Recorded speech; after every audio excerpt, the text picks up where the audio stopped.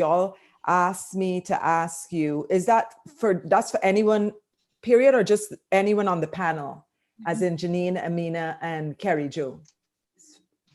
The one about the importance of gender-based violence in the region, and I'm online. And what you see as some of the challenges and opportunities in organizing in relation to gender. You haven't asked that to anyone, but is there anyone on the panel of the three of you, as in Janine, Kerry, and Amina? I think you can ask that openly.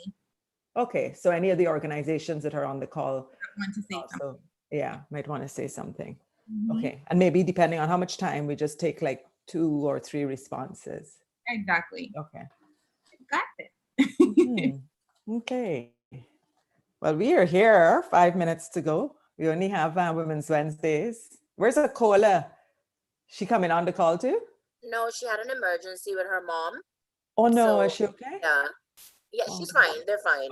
But Okay, she may good. not be able to make it. So this is why I'm here. But she does you'll this be fantastic. too, so. Wonderful.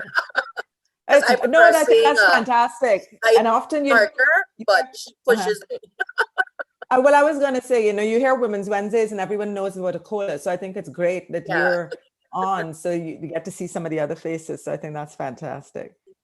But like Janine said, our internet is a bit rocky too, because I'm also in Guyana. So I might bounce too. And I'm sorry. I'm hoping I don't bounce in the middle of the speech. So fingers crossed. Well, I have the same problem. I'm in Antigua. We just got a notification that power is going to be intermittently off all day. Oh so no! Wow. My fingers crossed that I can make it through a full day of these sessions with. Right.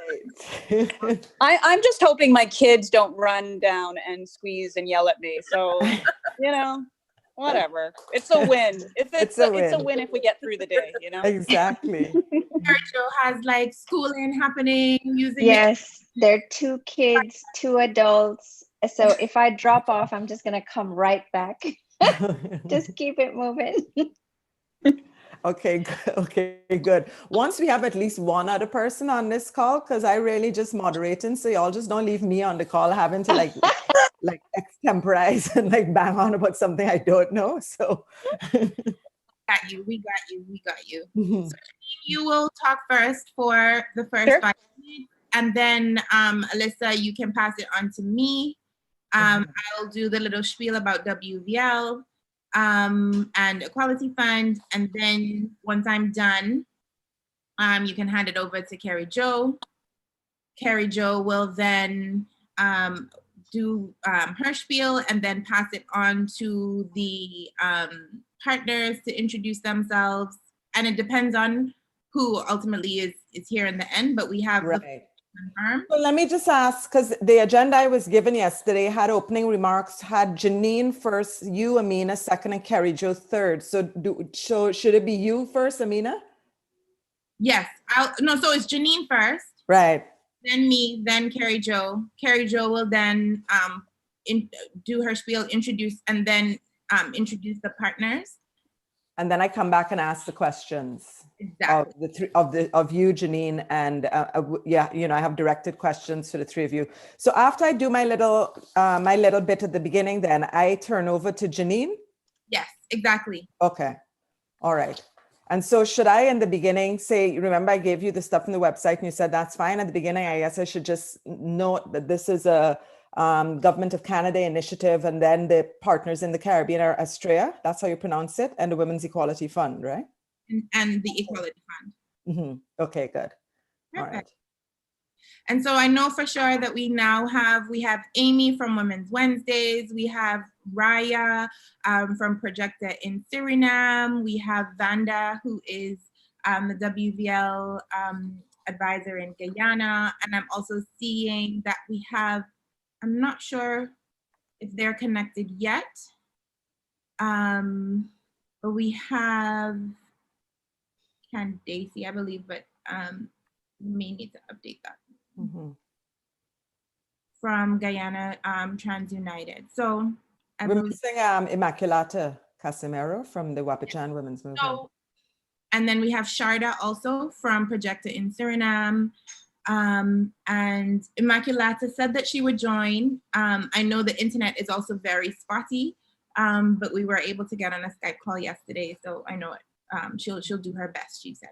All right, so we have 8:59 and we have Pascal. Good morning, Pascal, from Global Affairs. So. Yes, hi. I just want to say hi, but I'm there only to listen. It's not my show at all. Okay. Thanks. Oh, lucky Immaculata. Good luck. Amina. Hello, can you hear me? Hi, Vanda. Yeah, we're hearing you. Yeah, so Amina, so the entire discussion on the WVL is just with the Canadian High Commission and hopefully with you. The rest of us are mute. So there'll be questions that Alyssa will ask us, and then there's also a question that will be an open question that folks are encouraged to join and participate in. Okay, I think we have 9 o'clock now. Right. So Vanda, just to emphasize, I'm doing a little intro spiel. The panelists Yes, I are know. I've speaking. seen the agenda, Alyssa. All right, with the 3 questions to the folks. Okay, so the last question, I'm just going to open it up, and depending on the time, I guess take 2 or 3 responses from and invite folks who aren't on the panel, actually from Guyana and Suriname, to speak directly to that question. I think would be the most appropriate. Indeed.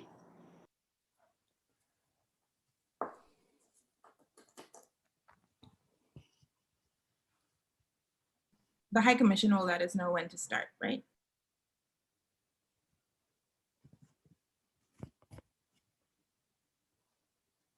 They're on mute, but.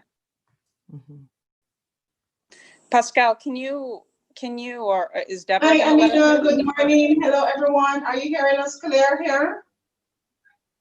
Yes, we can hear you. Hi, Okay. everyone. I can hear you. Right, so you're already live on the channels. I'm just setting up the background. So you can start in about 2 minutes or so. All right? Thank you.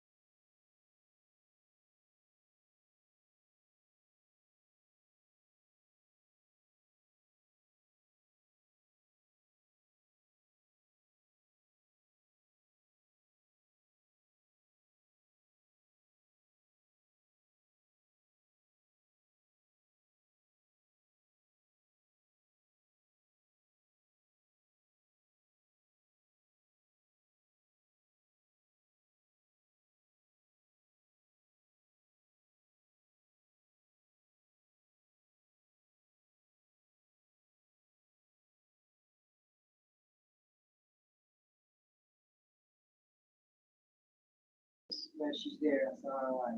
Oh. Okay, so you can go ahead and start. Persons are coming in, but you're free to start. Shall we go? Okay.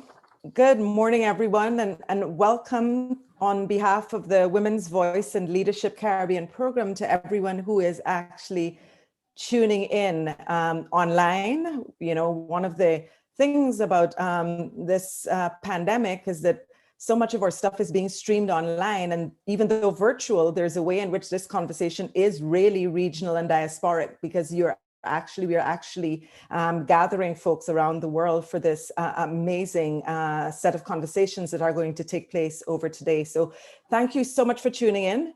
fingers crossed that no one in Guyana, Suriname, Antigua, Jamaica gets blackout or power outages. People may pop in and out, but hopefully we have a constant internet connection for the next hour. My name is Elisa Trotz. I'm actually a professor of Caribbean Studies and director of the Women and Gender Studies program at the University of Toronto. I'm also Guyanese, and I'm really delighted to be able to join you this morning and to serve as the moderator for this conversation. So just to give you a little background, about 3 years ago, the government of Canada launched the Women's Voice and Leadership, I'm going to refer to it as the WVL program, to support women's rights organizations and movements in developing countries through direct funding. And the WVL Caribbean arm of this program is actually a 5-year, almost $5 million initiative to advance women's and LGBTIQ rights and gender equality. And it's being co-directed and implemented in the Caribbean by the Equality Fund, which was formerly the Match International Women's Fund, and the Australia Lesbian Foundation for Justice. This is a really important conversation. And, you know, yesterday, I'm based in Toronto, but yesterday I spent a good part of my day back and forth with an activist, women's activist in Barbados, who was trying to think about what it meant to do a gender analysis of the recent throne speech in Barbados. And then I ended my evening last night spending a couple of hours watching an amazing conversation on the Trinidadian budget that is taking place online. It's going to run over the next 3 to 4 weeks, but it's bringing folks together across political parties, across all kinds of differences, to just reason and have conversations on the budget in language that everyone can understand.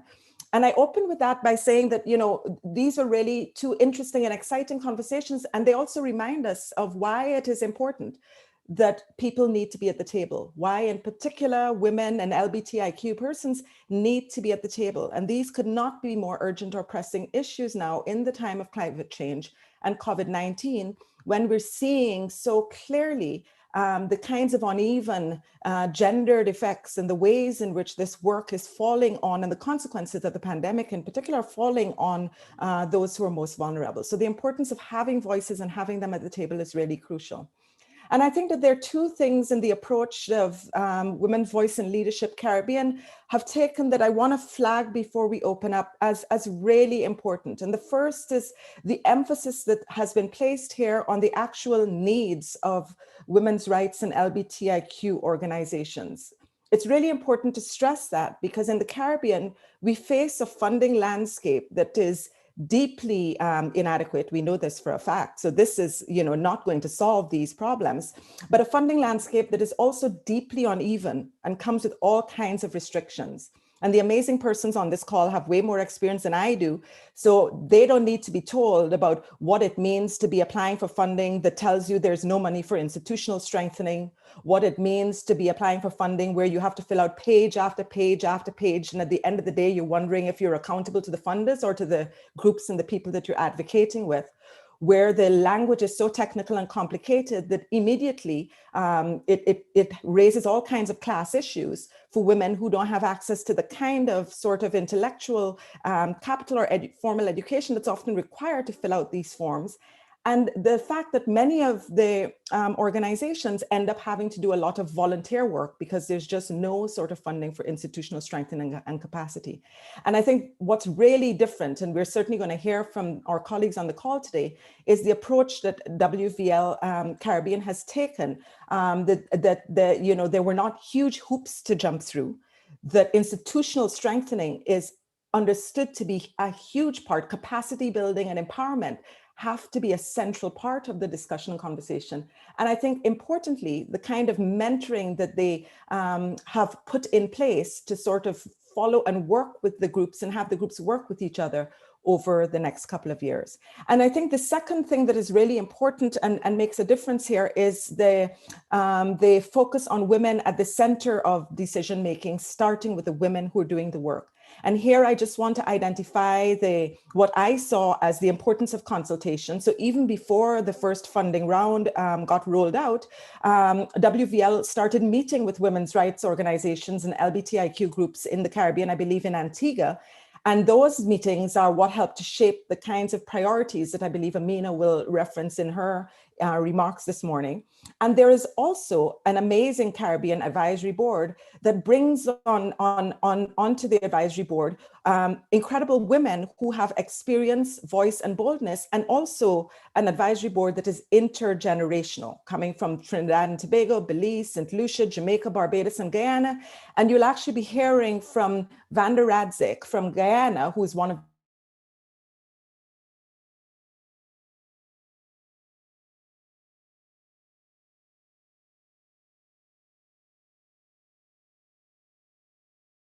inaugural panel then kicks off a series of conversations that are going to take place today to introduce everyone to the 27 fantastic grantees from across the region. So today's panel will be followed by a session in Barbados that starts at 10:30 Barbados and OECS time.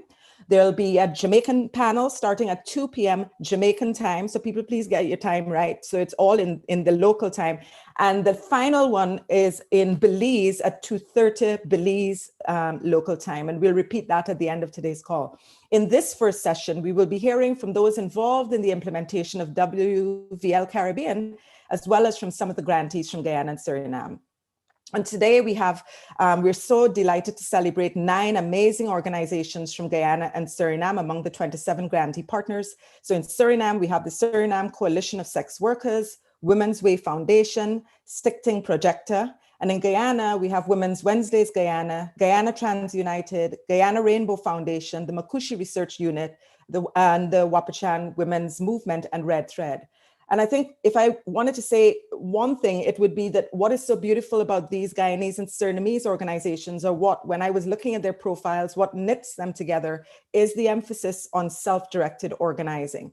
Whether it is actually sex workers talking about the need for sex worker rights in Suriname, whether it is courageous LGBTIQ activists on the front line. And here I want to welcome Candace McEwen and single out Guyana Trans United, which is an amazing organization that actually emerged out of the landmark court ruling a few years ago on cross-dressing for inappropriate purposes, a ridiculous case that had to go all the way up to the Caribbean Court of Justice before it was resolved.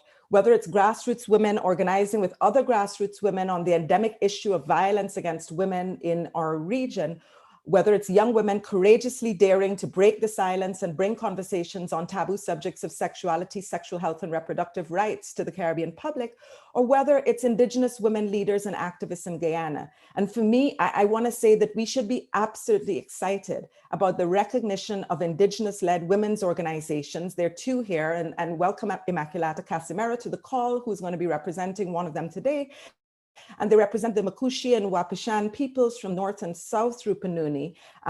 These are voices that for too long, frankly, have been fairly invisible in what we might loosely call the broader women's movement. And it's beyond time and high time that we hear from our Indigenous women and Indigenous organizations in the region and learn from what they have to share. There's so much that we could say about these and the other grantees, but if you want to learn more about them, I invite everyone to have a look at the WVL Caribbean site. If you just go to equalityfund.ca and you go through the links, you will find the WVL Caribbean, which will take you directly into the project.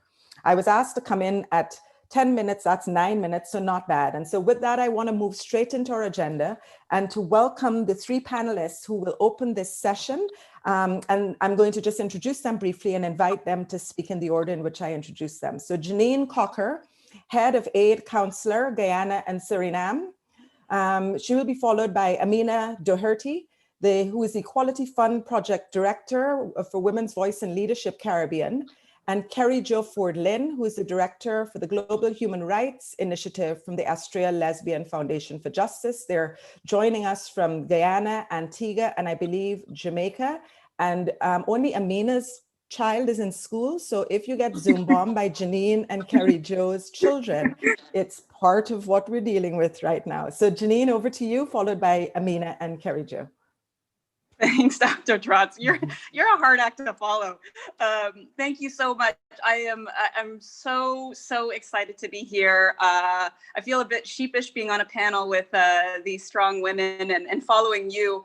But I'm excited because this has really been an exciting initiative for the government of Canada. So just I know Equality Fund, I know Australia, I know all of our partners, all of the high commissions across the Caribbean have been working really hard to get this initiative off the ground, and it's been a long time, and we're finally here and we're launching, and it's a day of celebration. I think all of you know that gender equality is a really big deal for Canada and all of its development assistance, and it's in everything we do. And in fact, it's enshrined in our policies, both our development assistance as well as our diplomacy work. So this is it. And this program, the Women's Voice and Leadership Program, really showcases our commitment to this issue. Just globally, this program is actually a $150 million program because we believe, just like all of you do, that advancing gender equality and the empowerment of women and girls is the most effective way of reducing poverty, creating lasting peace, and achieving sustainable development. And then specifically, providing women's rights organizations and networks with direct funding to help advance equality is a key strategy in doing so. And if we want this kind of transformative change that we've been talking about, we need collective leadership. And strong organizations, women's rights organizations, and LGBTIQ organizations are the way to do that. And just like you said, Dr. Trotz, we know that many years, women's rights organizations have been chronically underfunded. And this has just been a big key obstacle in delivery of effective programming to advance gender equality. And it's only really through the commitment and passion of women volunteering their time and their expertise that has led to some of the advancements, just like you talked about with the cross-dressing case, for example. But we know more needs to be done. And so that's why we're very excited about this project. We know that this project will strengthen capacity, leadership, and the agendas of women's rights and LGBTIQ groups across the world, and specifically now to those in the Caribbean. As Dr. Trotz said, we're excited that 6 organizations from Guyana, 3 from Suriname have been selected through this program, and we're pleased to partner with them. And, you know, as gender equality continues to be a focus of our work here in Guyana and Suriname, we know that these organizations will add and deepen our knowledge of some of the gender barriers in both countries, so that we can overcome them and work together to eliminate the deeply ingrained norms that have prevented gender equality from advancing. So we're really excited about this project. I'm more excited also to hear about from our organizations, to hear what their exciting things that they're going to do. I know Vanda is here. I know Immaculata is here. I know Women Wednesdays is here. Sharda is here. So very thrilled to be here and looking forward to see what you're all going to do. Thank you. Thank you, Janine. Good morning, everybody. My name is Amina Daugherty, and I'm the project director for the Women's Voice and Leadership Initiative. I'm based in Antigua and Barbuda, and I use the pronouns she and her. We are really excited to have gotten to this point in the Women's Voice and Leadership Caribbean journey. As Dr. Trotz mentioned, this is a 5-year funded initiative. And after spending a full year in the design and build phase, we're excited to now be fully engaging with partners. I really want to just build on what you were talking about, Janine, and also Dr. Trotz, where you talked about the need. You know, this work, the funding for this work comes from a long history of women's funds advocating for more resources to be put directly in the hands of women's rights organizations, because we know how transformative that is. I think too, 5 years ago, when an organization called AWID, the Association for Women's Rights and Development, was asking the question, where is the money for women's rights? And as a young Caribbean feminist at the time, I knew it was not in our hands, and it was definitely not in the region. Actually, this moment is quite emotional for me, because I do remember writing my dissertation at university on the lack of resources and funding for women's rights organizations in the region. So, and particularly in the Caribbean. And so this is a dream come true almost. But as I mentioned, it's been a year in the build, and that has enabled us to have convenings that happened in the regional context. We had a convening happen in Antigua last summer that brought together approximately 30 groups and activists from around the region to really help us shape what this program would look like over the course of the next 5 years. In addition to that, we hired young Caribbean feminist researchers to go out and do the work of talking to organizations and people and asking the question, what do people need? What does useful funding look like? And so we're really excited to be partnering with Estrella to really have a cross movement, cross issue, cross regional initiative that really speaks to the needs of women's rights organizations and LGBTIQ organizing in the region. I think, and I'll speak to this a little bit more as the conversation progresses, I think what's most important about this program is that, unlike other funding mechanisms, we take a feminist approach. And what that means to us is that we provide flexible funding. So recognizing, for example, the challenges that COVID has put in our midst, we don't say to organizations, you applied for this, therefore you absolutely have to do this. We recognize that situations change and therefore the funding has to be flexible. We provide core support. And I just want to really emphasize that, because we had a call with partners yesterday and folks, are saying this is the first time that we've engaged with a funder that says, here is resources to enable you to pay for your space. Here are resources that enable you to keep the lights on, to keep your staff safe, to pay your staff.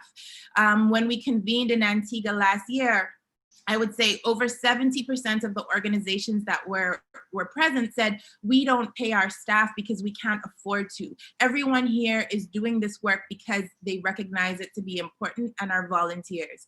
That's not sustainable. And so if we want to maintain sustainable movements in our region, we have to support them. And so core funding is absolutely necessary. I think another facet of why this is a feminist approach is because it is participatory. I'm so excited to have one of our Caribbean advisors on this call, Vanda, who has really pushed us in the past year, has really pushed us to say, have you thought about this? How does this project support Indigenous communities? How do we increase accessibility? Not everyone is online. How can we do things differently? And so, having folks that really push us also helps us to ensure that the work is more inclusive and is more participatory. I guess the last thing I'll say is just, I'm so excited to have some of the partners here on this call. There are 27 partners that are being supported as part of this project between the Equality Fund and Estrella. And they represent such a diverse range of organizations from around the region, whether it's young feminists working on digital activism, to Indigenous women's organizations working around land rights and climate justice and climate change, to organizations that are just established organizations in countries such as Red Thread, that's doing work on ensuring that women have economic power. They have the right, they have access to resources to live. I always think about the amazing Andai, who asked the question, how do we organize to live? Not just, how do we organize to live? And so that's one of the questions that stays with me. It's one of the questions that I think informs the approach to the work. And I'll stop there to give Carrie Jo a chance to speak on behalf of Estrella, but we are so excited as the Equality Fund to be part of this work. Thank you. Thank you, Amina. And thank you all for being here and inviting us into the space. It's such an exciting time. My name is Carrie Jo Ford-Lynn. As Dr. Trotz mentioned, I'm the director of the Global Human Rights Initiative at Estrella Lesbian Foundation for Justice. It's a foundation that's based in New York. I currently live in DC, but I am home in Jamaica and happy to be home in the Caribbean. And similar to just the journey that it took to come here during a pandemic, it feels like we've been on a journey with the WVL Caribbean program and this partnership, and forging a partnership between Australia, the Equality Fund, and Global Affairs Canada. It has been so very timely. You know, for over 40 years, Australia has supported feminist LGBTIQ-led grassroots organizing. And the partnership with Equality Fund has really allowed us to expand our support and continue building feminist power in the Caribbean. You know, as Amina mentioned, both our organizations share a really rich history that is deeply embedded in feminist funding principles and human rights movements across the globes. And we have both exclusively invested in grassroots organizing, advancing their own solutions to improve context and their own communities. I think now more than ever, what we're seeing is that coordination, not just between partners in the region, but between funders themselves is so very important when our partners are facing such uncertainty about the future. One of the things that is so very striking about this partnership between Australia and Equality Fund is that we are aligned in our approach and our feminist approach and our approach to funding and trusting our partners. This is so very key to how we have established relationships over the past, 40 years. Programs like the Women's Voice in Leadership could not have come at a more critical time.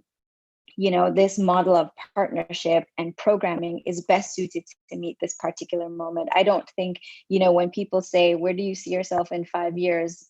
In 2015, we imagined that 2020 would look like this.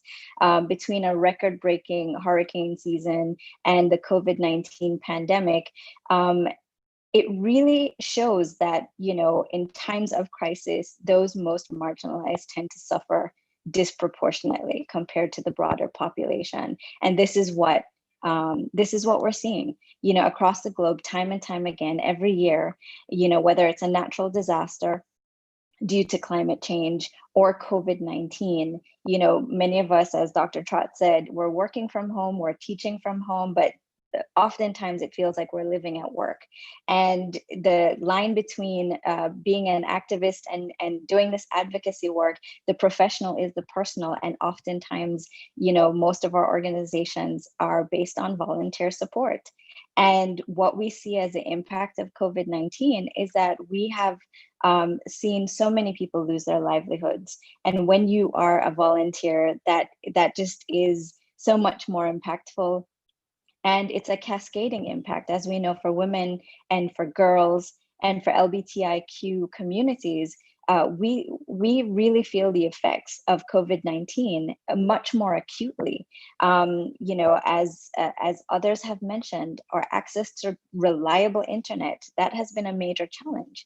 And what we are hearing from our partners is that, those of us who have not been able to switch to digital platforms, we now have to figure out how to do digital advocacy. And in a time when internet really is one of those variables that it showcases the inequalities in our society. Not many people, it's an assumption that we all have internet, and the internet has not yet become a human right. So a basic human right. So we see the impact on, our children, and this is felt most acutely by women and girls. So one of the things that we see as an emerging need as part of this impact of COVID-19 is to create and strengthen digital platforms for virtual capacity building. One of the other impacts is social isolation.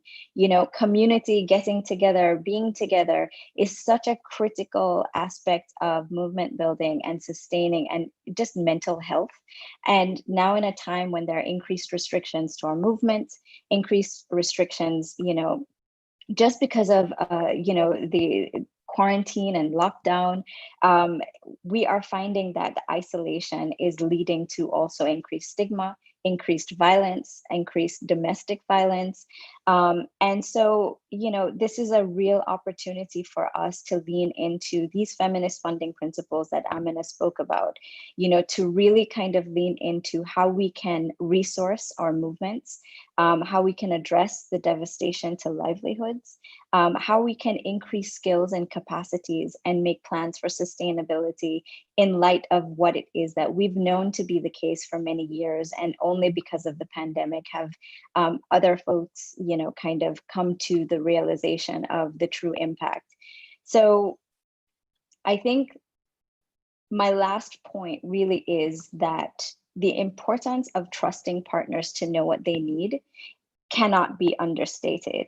I think that the increased flexibility of funding really has allowed our partners to shift in the ways that they've needed to respond to emerging crises, to shifting priorities and the objectives, based on the fact that they do receive core support. And what we know to be true over many years is that Indigenous solutions are sustainable solutions. And I think that that's probably a good segue to pass the mic to our grantee partners, so that they are able to really speak to what we know the issues are, and to really do it in their own way, in their own perspective. So each of the partners that we have and our WVL advisor, they will have 2 minutes to introduce themselves. And we'll start with Amy from Women's Wednesdays Guyana, and we'll move to Colleen at Gaibo, and then we'll go to Guyana Trans United, and then Immaculata, and then Sharda and Rhea, and then we'll close out with Vanda. Thank you. I thought having the last name Young would have made me go last. That's how it's been my entire life. But no, you switch it up on me. I'm so honored to be here and feeling a little anxious being part of such great company. But thank you for the opportunity. My name is Amy Young, and I am based in Georgetown, Guyana. And I have the privilege of introducing my organization, Women Wednesdays Guyana, of which I'm a director, but we are a small organization. So I am co-chief cook and bottle washer, and most of us may know what that means. We do everything for our organization. Women Wednesdays Guyana was founded in 2017 by my friend and colleague, Akola Thompson. And it was founded to provide accessible information to women on issues that affect us, such as sexual health and reproductive rights, gender-based violence, and economic rights, and pretty much everything that affects a woman. WWG uses traditional and new media to bridge the gap of inaccess when it comes to issues that are often not discussed in polite society, the issues that we call taboo, that people aren't really want to get to the nitty-gritty of it. We not only want to share the information, but hear real experiences from all women. Along with our live videos that we have that, covers various topics, we have also organized marches against gender-based violence and sexual assault. We have conducted workshops on motherhood and mental health and body positivity, and given support to women when, they did not know their next step in dealing with certain situations, because some of them may not know what organizations are there to help. So we are there to make sure that they know what support they can get and how they can get that. Our aim is to create a vibrant and safe space for the sharing of information and support the rights and promote the rights of women, LGBTIQ people, and sex workers. So thank you so much for the opportunity to do that.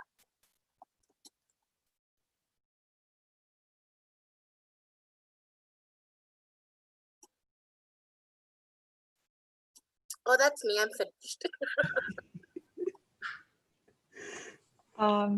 Colleen, Call. Hi, good morning. Hi. Good morning, everyone. It's an honor and a privilege to be a part of this team today, not just on my behalf, but also on behalf of Gaibo. Gaibo is what we consider Guyana's premier LBQT women organization in Guyana. As an organization, we've been in existence. This year will be 20 years for us. As you can imagine, in a country such as Guyana, where the laws not supportive, we have been mostly quiet, doing our work under the table, moving in social spaces, doing mobilization, just trying to network with persons who identify as LBQT across the country, just letting them know of our existence and letting them know that they can reach out to us for any support that they needed. We still consider ourselves a grassroots movement because I believe that that is what has promoted the work that we are doing. That's the work that gives us pride and joy. For example, during the pandemic, we thought to some extent that we would not have been doing a whole lot of work, but our workload actually increased because we saw the need to provide support, not just practical support in terms of food items and sanitization items, but we saw the need to provide psychosocial support to our members. Some persons who have been in tremendous crisis, who would have lost their jobs and so on. And so we found ourselves exceedingly busy. We have a fantastic team. One of the persons is currently online with us right now, Shafani. And our team do not hesitate to get out there and to get the work done. I'm happy that we were preceded by Women's Wednesday because that's another fantastic movement. We have done some collaborations together. GTU is online as well. And we really work in a collaborative way to ensure that we meet the needs of those who need our service. One of the things that Guy was exceedingly proud about is a safe space that we have wanted from the very beginning of our existence. We always knew that it was a necessity, and we are grateful to COC Netherlands for making that a reality over the past 4 years. But we are even more incredibly thankful to this new movement that have been fighting for, in the interest of the women movement, that we are now going to be able to maintain and sustain that safe space. And so to Astria and WVL, we want to say thank you very much. We appreciate you considering us as an organization to be funded so that we can continue to provide safe spaces for the women movement in Guyana. So thank you very much.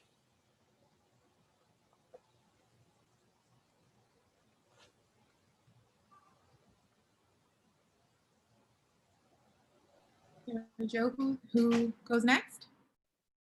Sorry, I got kicked off. Guyana Trans United.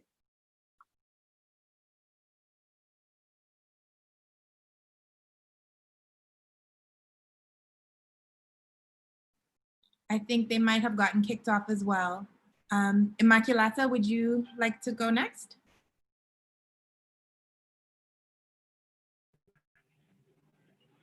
Okay, hi, good morning, everyone. I'm Immaculata Casimiro, and really I work with the organization, the South Rupununi District Council, which is comprises of leaders, indigenous leaders, and we have 21 communities that we look after. So under the SRDC, the Wapchan Women's Arm was formed or established this year in February. We have been talking about this a very long time, and it's so good to know that my dreams are finally materializing. That is something I'm really proud of. And also, we have been doing some work along gender. My organization also developed a gender policy last year, August. So this is something new that we have really brought into our organization, and through this funding and this project, we are hoping that we can use this to strengthen what we have. We have some women who were exposed to some training before, so we want to strengthen those capacities and also strengthen the women at the community level. It is something new to us. This is our first funding, and I must say thank you to WVL for this. And it is something new within the organization, but I can proudly say that my leaders are really supporting this project, and they're also excited about it, which I'm very happy about. Because most of the time we have a lot of men in leadership capacities, but now with this project, I'm sure that more women will be empowered and will be taking up leadership roles in our community, so we can have a voice in the affairs of our village, of how it's governed, and we can be involved in decision-making processes. So I'm very honored to be part of all of you, wonderful, amazing women. Thank you so much for taking in consideration our proposal. And I know Ms. Van der Ratzik, and she has been an inspiration to me. And I've listened to all of you, Alisa, Jenny, and Amina. You guys are like really inspiring. I hope to be as good as you one day. Thank you. Thank you, Maculata. Sharda, would you care to go next? Yes. Good morning, everybody. I'm here with my colleague Raya. Say hi, Raya. There she is. We're from Proyecta, and I don't know. Is it possible to share my screen? I think so. I should be able to do. I'm not sure. Well, we'll just. I have one slide. Can you see it? Yeah, we can see it. Yeah. This just makes it a bit. How do you say it? I had a whole sentence. Okay, Proyecta is an organization that started in 1993. So it's 27 years, I think. I'm not good at math. We started out as a women's rights organization focusing on capacity building of grassroots organizations, and have transformed over the years into an organization that works on the interlinkage between human rights, democracy, and good governance, with a special focus always on women's rights and gender equality. All of these things are needed in order to adhere to women's rights and human rights in general. Proyecta is a rights-based organization, and we focus on our rights-based approach focuses on two sides of the equation. On the rights holder side, where we build capacity for voice and agency and to hold duty bearers accountable. And on the other side, we work with duty bearers like the state, international organizations, business community, etc., to build their capacity to listen. Because you can scream, but if they don't know how to listen, your work is void. Their capacity to listen, to respond, and to be accountable.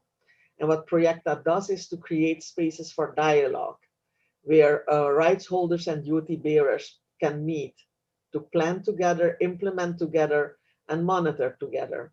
And I thought I'd give one example of something that we've been doing or building towards for the past 2-3 years, where we felt that when there was talk about domestic violence and gender-based violence, community voices were not heard within the national dialogue. There were always the usual suspects, national level, big organizations with a big voice, and that we were not using the power of community organizations in the fight against violence.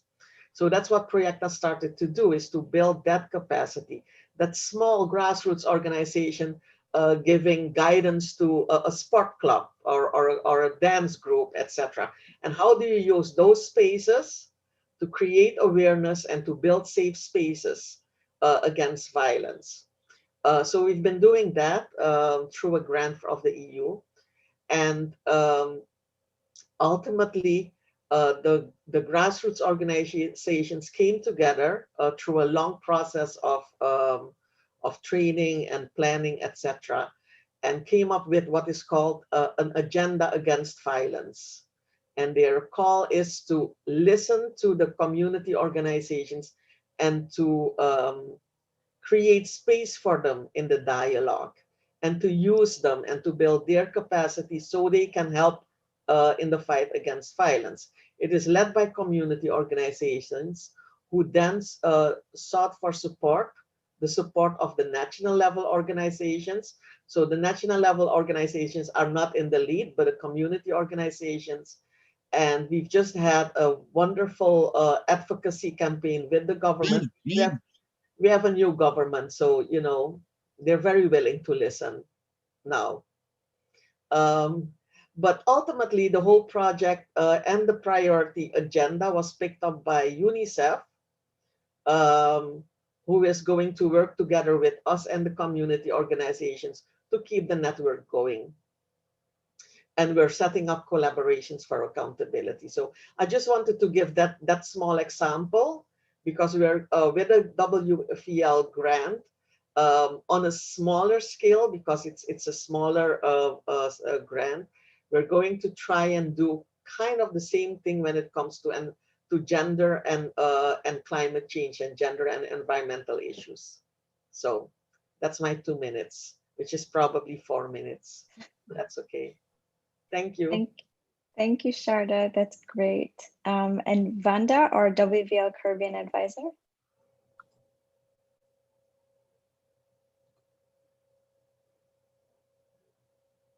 Vanda, are you there? Yes. Yes. Hello. Can you hear me? Yes, we can. Yes. Okay. So, good morning, everyone, and congratulations to all on the launching of the WVL. It's a wonderful and fairly novel, I think, breaking some new ground that needed to be broken. And I'm very honored and privileged to have been and to be a part of this. So, Vanda, well, I am a co-founder of Red Thread in the 80s. I'm independent now. I'm kind of my own boss, which is wonderful. When you're old, you could do that. And I consider myself an independent Guyanese and Caribbean feminist. It's not a word that Guyanese women feminists or women leaders often use. And I think we have to claim that word back in its full Caribbean and Guyana context and be proud to use it. I have, the two strands of my own work have been women's rights and environmental justice.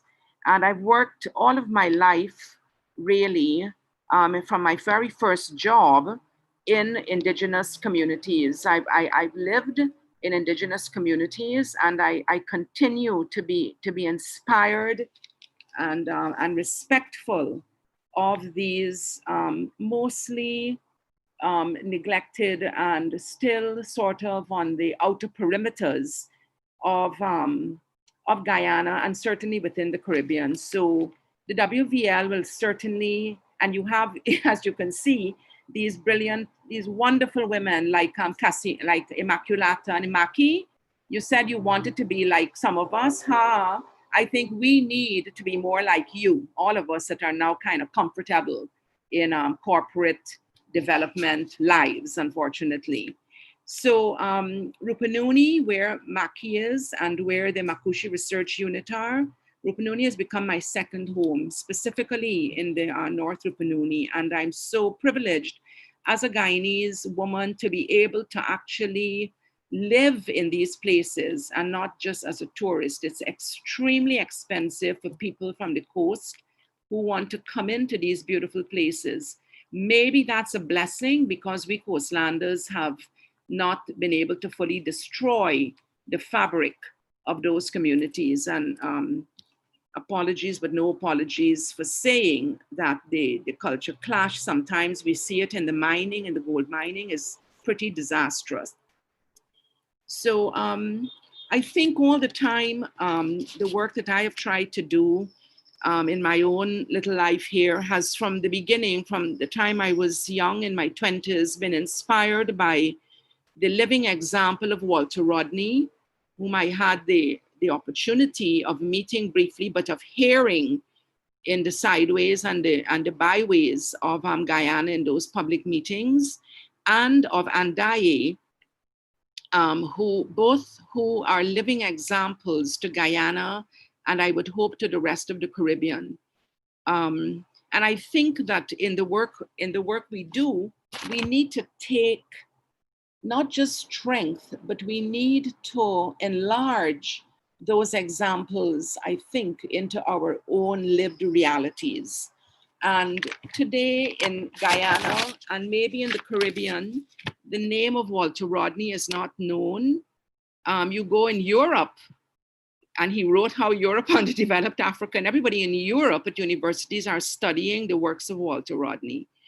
And you come to Guyana, and we did a little survey, informal survey, and people don't know who is Walter Rodney, but he was a bad man and Burnham had to kill him. And just last week, there were many young Guyanese who had never heard of Bishop Tutu, for instance, and that the name Mandela is linked with a rubbish dump, used to be a rubbish dump in Guyana. So apart from what we are doing as women in our own ways, I think for those of us in the wider Caribbean network, we really have to bring decent politics and an understanding of politics back into our lives and take it away from the leadership where it is vested.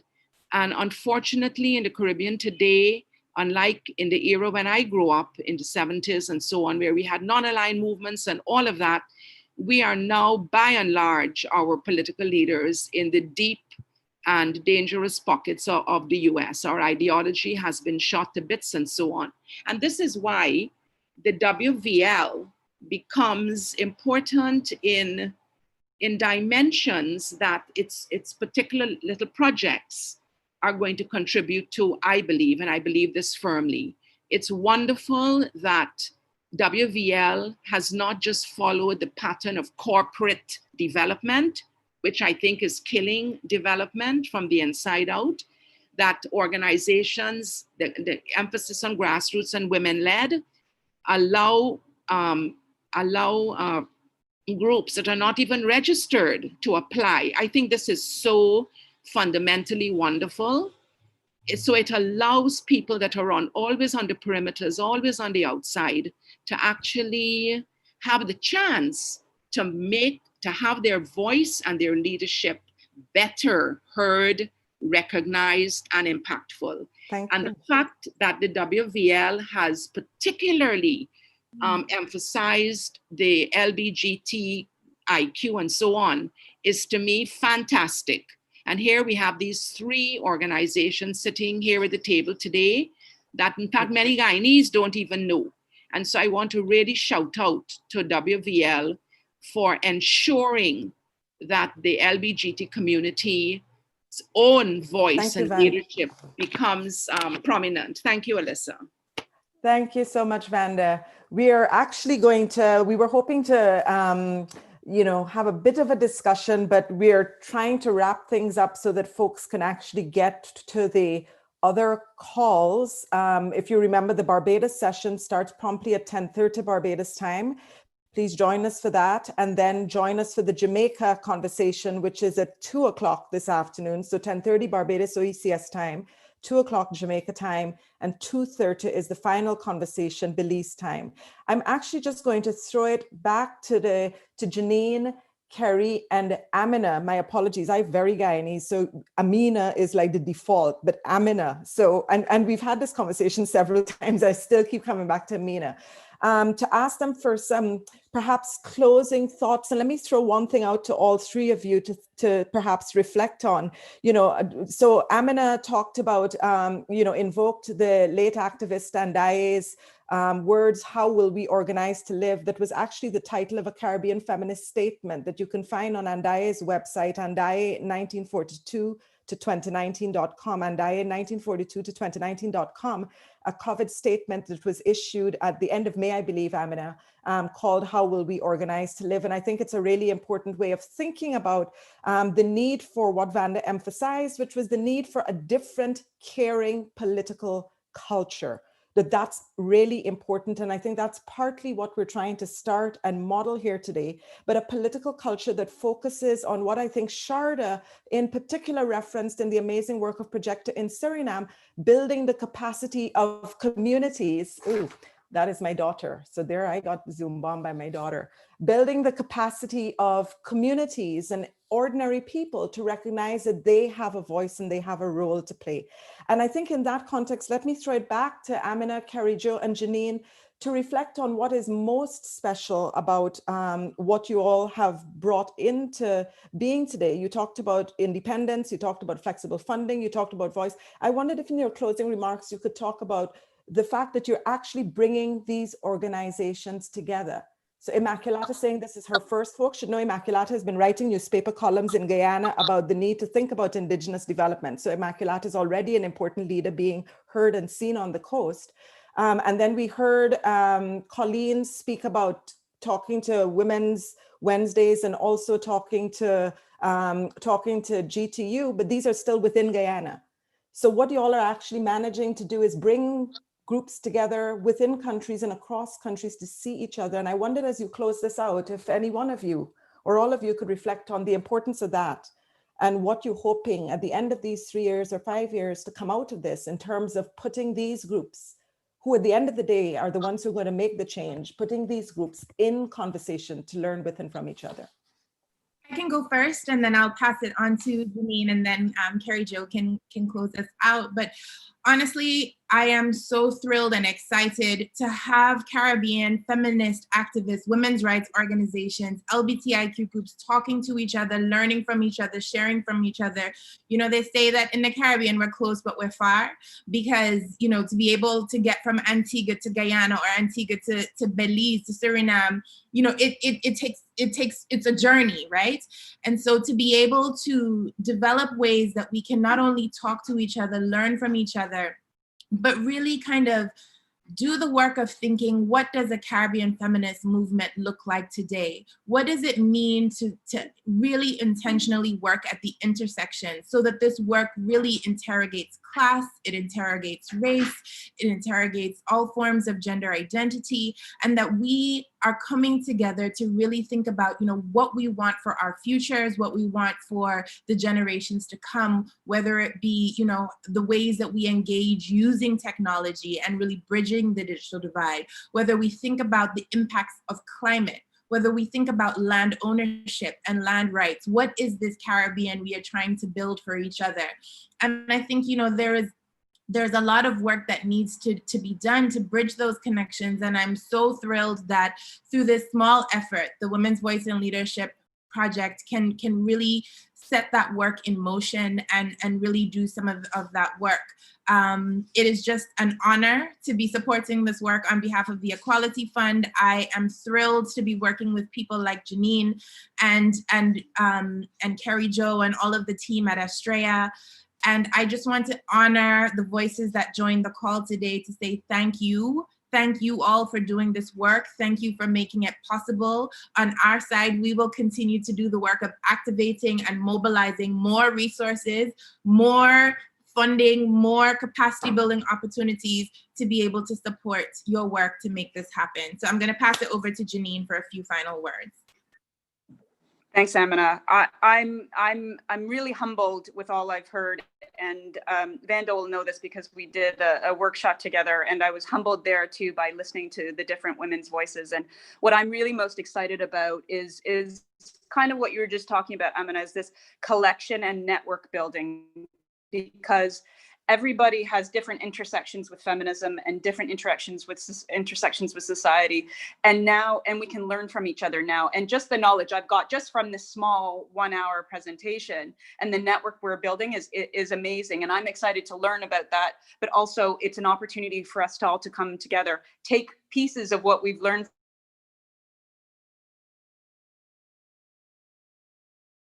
from these very grassroots experiences. We haven't had an opportunity to do this, and now we do. So I'm very excited to be a part of it and learn from it, and looking forward to partnering in the future with you all. Thanks, Janine. And finally, I think what I keep coming back to is this Jamaican phrase where you turn your hand, make fashion, Like in these times, we are making a way out of no way. You know, when the world throws different, you know, crazy pandemics at us, various situations arising in each of our countries, shifting priorities, we have to find a way, and we do. And that is something that the Caribbean is known to do. It is to be innovative, to be creative, and to find a way together. And it's an imperative for us as funders, as partners, as regions, as islands. And I think that is exactly what the WVL represents for me personally. And you know, I want to thank you all so much for the work that you're doing. Without you, you know, our work is not as fulfilling, and it makes us feel, I don't know, like one people. And so, you know, I thank you all. It's so great to be in partnership with you all, and I'm deeply appreciated. And big up to all the people who are doing such phenomenal work. And I'd like to say a big thanks to Estrella, you know, and Brenda, who can't be here, but she is our program officer, who has been doing such amazing work. And thank you all so much. And Dr. Trotz, phenomenal. Thank you very much for facilitating us today and moderating the discussion. Thank you. It's always an absolute pleasure. You know, Jamaicans also say we little but we taloa. And we could say that about all the organizations here. You little but you taloa. And the Guyanese saying, one dutty build dam. In other words, we have to all come together to build something new and brilliant and different. So folks, go to equalityfund.ca. And you can click on that, go through the menu and click on the Caribbean Leadership Program, and you'll get all the information about the amazing organizations here. We have set the standard. We have come in directly live and direct at 10 o'clock. So for our folks in Jamaica and Barbados and Belize, we are the act to follow. Thank you so much for being with us. And I'd like to close by dedicating this to the memory of Tara Ramatar, Caribbean feminist activist who died on Sunday, and was for many years a leading light in the Caribbean Association for Feminist Research and Action. And all of those other folks who we have lost, our ancestors, those that we may not have named, but who are with us in spirit, this is for you. Thank you, everyone. We're over. Thanks, everybody. Thank you. Thanks, Alyssa. Thanks. Thanks, everybody. Thank you, Vanda. Thanks, everybody. Hi, Sharda. Thank you. Thank you. Okay, bye. Bye, everybody. Bye-bye. Bye. Bye.